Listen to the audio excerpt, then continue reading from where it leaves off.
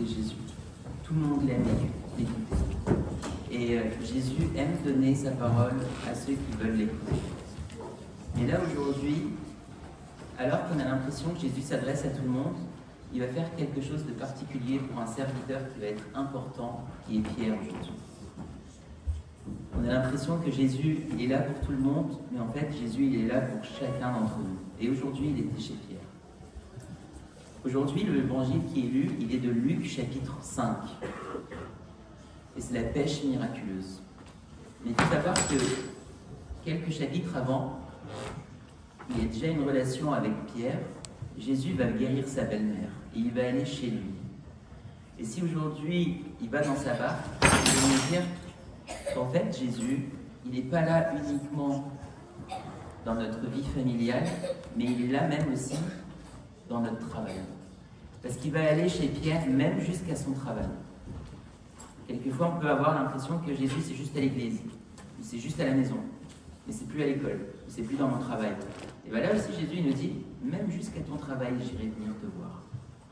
Pierre, avec Jean, Jacques, ses amis, ils vont aller pêcher toute la nuit et ils n'auront rien. Il va même dire à Jésus, on a travaillé toute la nuit, on n'a rien eu. Donc il est dans un sentiment de désespoir. Et c'est au moment où il est dans son désespoir que Jésus va venir jusqu'à lui. Il fait semblant de dire, ah bah moi en fait je vais monter dans une barque au hasard comme ça pour pouvoir parler à tout le monde, pour que tout le monde puisse m'entendre, pour que tout le monde puisse me voir. Mais en réalité, derrière son action, il veut venir voir Pierre, lui, personnellement.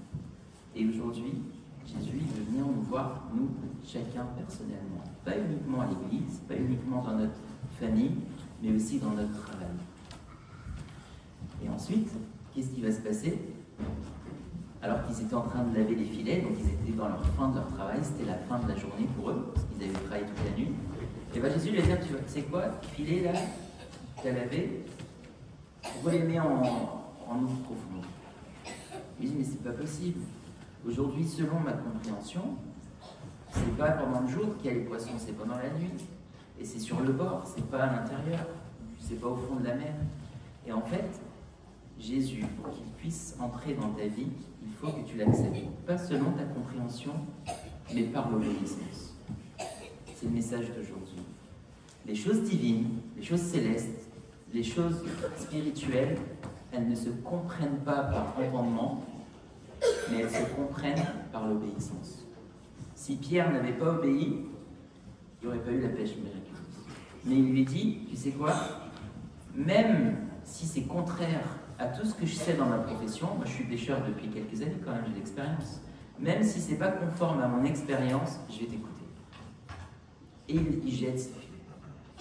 Et le miracle se produit, et il ramène énormément de poissons.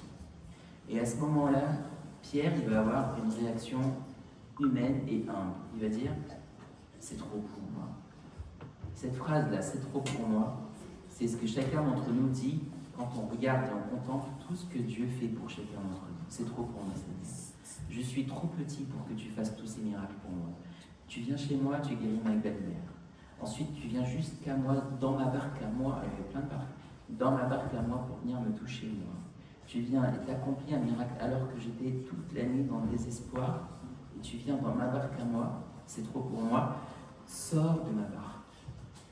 Et le sort de ma barque, c'est de l'humilité. C'est pas méchant, hein. Il sent qu'il n'est pas méritant. Si on n'a pas ce sentiment qu'on n'est pas méritant, personne n'a mérité le baptême parmi nous. Personne n'a mérité, Seigneur, qu'on soit dans ton église. C'est une grande chose d'être dans ton église aujourd'hui. Là, on est dans la maison de Dieu. Est-ce que tu peux aller dans une maison dans la rue, là, frapper et rentrer comme ça, même si tu ne connais pas? Tu ne peux pas faire ça. Ils ne vont pas te laisser rentrer. Car t'es qui, toi? Sors! Ici, on est dans la maison de Dieu et Jésus aime notre présence dans sa demeure, alors qu'on ne le mérite pas. C'est pour ça qu'on a un très bel exercice. Quand on rentre dans l'église, on dit, Seigneur, je ne mérite pas d'entrer dans ta maison.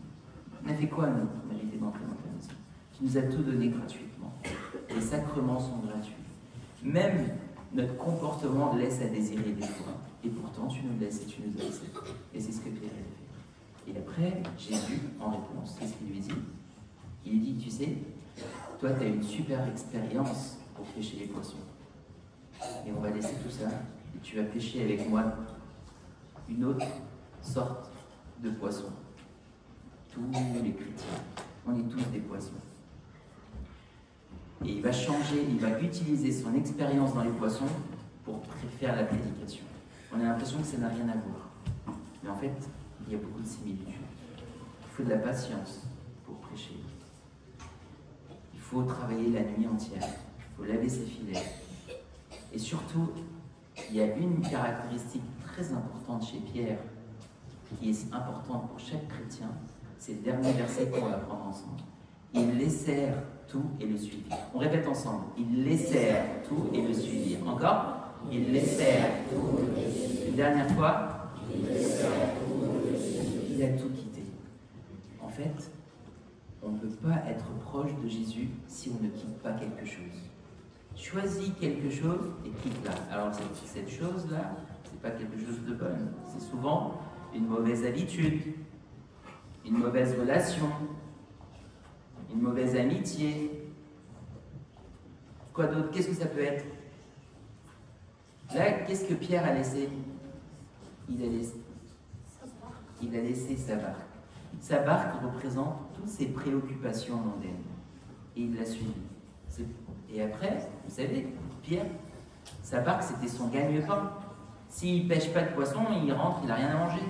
Et pourtant, pendant 3 ans, il va suivre Jésus et il ne va jamais avoir faim. Ce qui est bizarre, c'est que 3 ans plus tard, quand Jésus va ressusciter des morts, va mourir, Pierre, qu'est-ce qu'il va faire? Il va revenir sur le même lac, dans la même barque. Et Jésus va encore revenir. Il va lui dire, mais Pierre, tu m'aimes vraiment? Il dit, bah oui, je t'aime. Il dit, mais est-ce que tu m'aimes vraiment? T'as oublié, il y a 3 ans en arrière, ce qu'on a fait ici, avec la pêche miraculeuse? Est-ce que tu m'aimes? Et Pierre, il dit, mais Seigneur, tu sais tout, tu sais que je t'aime. Il dit, qu'est-ce qu'il va lui dire, Jésus? Qu'est-ce qu'il va lui dire? Paie les brebis. Oublie pas ce que je t'ai demandé de faire la dernière fois. Je t'ai dit que tu vas plus être un pêcheur de poissons, tu vas être un pêcheur d'hommes. Pourquoi tu es revenu à ton ancienne vie? Est-ce que tu as déjà eu besoin de quelque chose alors que tu as servi avec moi? Ben alors, pourquoi tu reviens à ta vie ancienne? Et lui dit, ah, j'avais pas compris. Donc en fait, quand Jésus me dit, est-ce que tu m'aimes vraiment? Ça veut dire, est-ce que tu es prêt à me préférer à ta préoccupation mondaine? C'est ce que Jésus nous dit aujourd'hui. Le message d'aujourd'hui dans l'Évangile, c'est Jésus rentre dans tout ton environnement, ta famille, ton travail, l'église. Il n'est pas pour des moments oui et des moments non. Il n'y a pas 1 heure pour Jésus, 1 heure pour le monde. On est tout pour Jésus. Deuxième message, c'est qu'il vient et qu'il apparaît et qu'il rentre dans ton cœur au moment où tu es dans le désespoir, où c'est la nuit, où tu as travaillé toute la nuit et tu n'as rien péché. Et la troisième chose, c'est que pour s'approcher de Jésus, pour profiter de sa présence, pour servir, il faut laisser quelque chose, quelle qu'elle soit. Tu laisses une mauvaise habitude, tu laisses une mauvaise amitié, quelque chose que tu avais l'habitude de faire et qui t'empêche d'être proche de Jésus. Vous vous souvenez du verset, c'est quoi? 1, 2, 3. Non, le verset, ils laissèrent tout et le suivirent. Ils laissèrent tout, encore, ils laissèrent tout et le suivirent. Et gloire à Dieu éternellement. Amen.